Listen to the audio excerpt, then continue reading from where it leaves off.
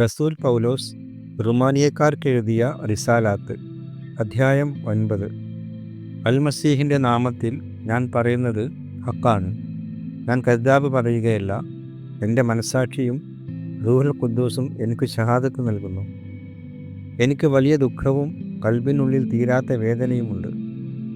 ശാരീരികമായി എനിക്കുറ്റവരായ യഹ്വാനീങ്ങൾക്ക് വേണ്ടി ശപിക്കപ്പെട്ടവനും അൽ-മസീഹിൽ നിന്ന് ഒഴിവാക്കപ്പെട്ടവനുമാകാൻ ഞാൻ തയ്യാറാണ്. അവർ ബനു ഇസ്രായേലുകാരാണ്. പുത്രത്വവും തംജീദും ശരീഅത്തുകളും ഇബാദത്തും വാഗ്ദാനങ്ങളും അവരുടേതാണ്. പൂർവ്വപിതാക്കന്മാരും അവരുടേതാണ്. ശാരീരികമായി അൽ-മസീഹും അവരിൽ നിന്നുള്ളവൻ തന്നെ.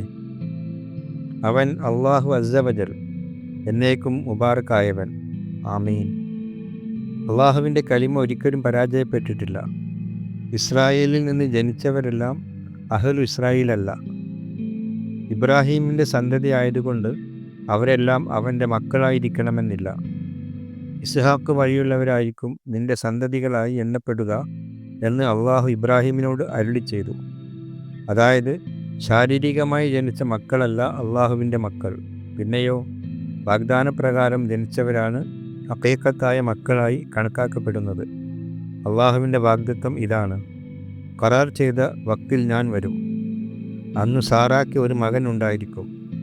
അതുമാത്രമല്ല, നമ്മുടെ ബാപ്പയായ ഇസ്ഹാക്ക് എന്ന ഒരാളിൽ നിന്ന് റബേക്കയും ഗർഭം ധരിച്ചു.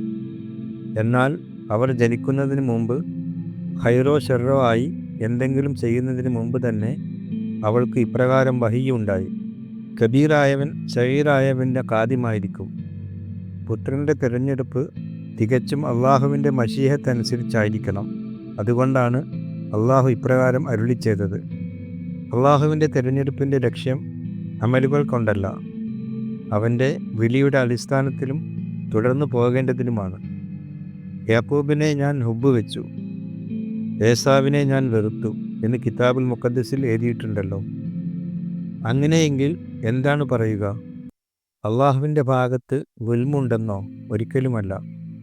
എനിക്ക് റഹ്മത്ത് തോന്നുന്നവരോട് ഞാൻ റഹ്മത്ത് കാണിക്കും, എനിക്ക് കനിവ് തോന്നുന്നവരോട് കനിവും എന്ന് മൂസയോട് അള്ളാഹു അരുളി ചെയ്യുന്നു. അതുകൊണ്ട് ഇൻസാൻ്റെ ആഗ്രഹമോ അധ്വാനമോ അല്ല, അള്ളാഹുവിൻ്റെ റഹ്മത്താണ് എല്ലാറ്റിൻ്റെയും അടിസ്ഥാനം.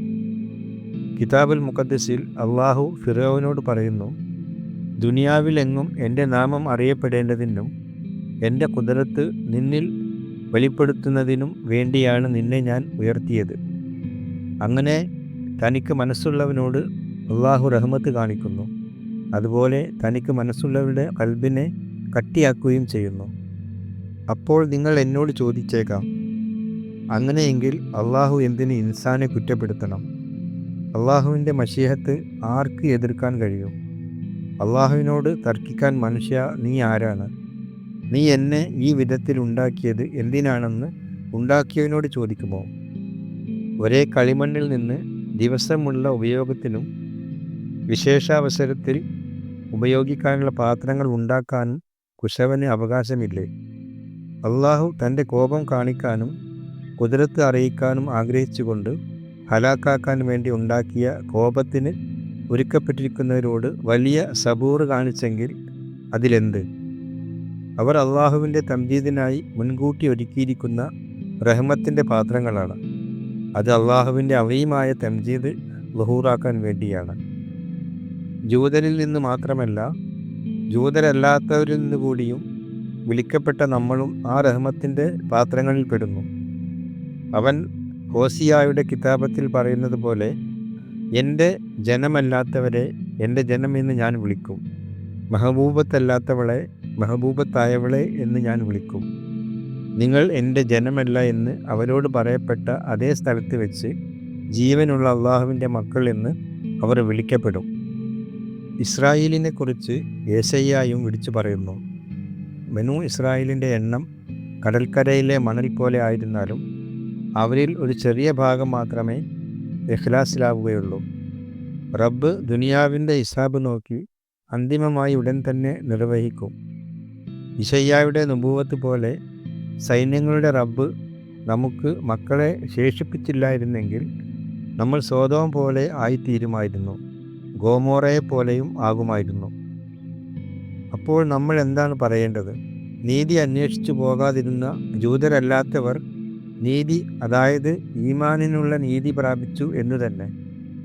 ശരീഅത്തിലൂടെ നീതി അന്വേഷിച്ചു പോയ ബനു ഇസ്രായേലാകട്ടെ ആ ശരീഅത്ത് നിറവേറ്റുന്നതിൽ വിജയിച്ചില്ല.